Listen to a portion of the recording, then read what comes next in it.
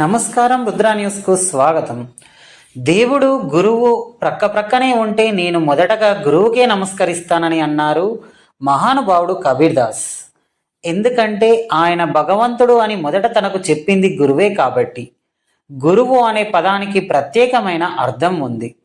గు అంటే గుహ్యమైనది, తెలియనిది. రు అంటే దానిని నృత్యం చేసేది, అంటే ఆ రహస్యమైన దానిని తెలియబరిచేది. అంటే మనలో అజ్ఞాన పొరలు తొలగించి జ్ఞానదీప్తిని వెలిగించేవాడు గురువు అన్నమాట.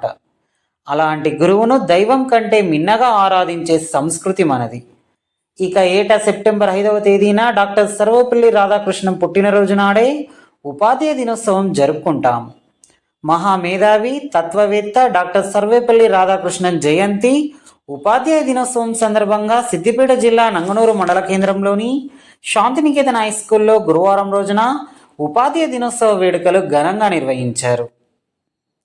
South multiple councillor vice chairman association of alliance clubs international మరియు ప్రిన్సిపల్ మోర అంజయ్య డాక్టర్ సర్వేపల్లి రాధాకృష్ణన్ చిత్రపటానికి పూలమాలలు వేసి శుభాకాంక్షలు తెలియజేసి మాట్లాడుతూ, బడి అనే నారుమడిలో విద్య అనే విత్తనం వేసి, అక్షరము అనే నీరు పోసి, చెడు అనే కలుపు తీసి, మంచి నీతి అనే ఫలాన్ని సమాజానికి అందించేవాడే ఉపాధ్యాయుడని అన్నారు.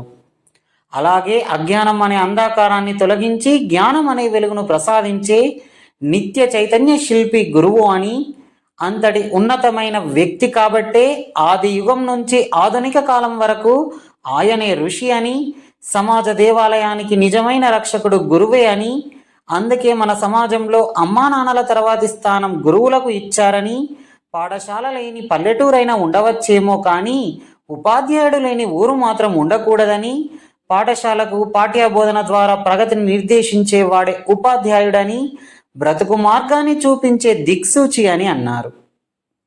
అనంతరం ఉపాధ్యాయులకు విద్యార్థులు సన్మానం చేసి వారి గురుభక్తిని చాటుకున్నారు.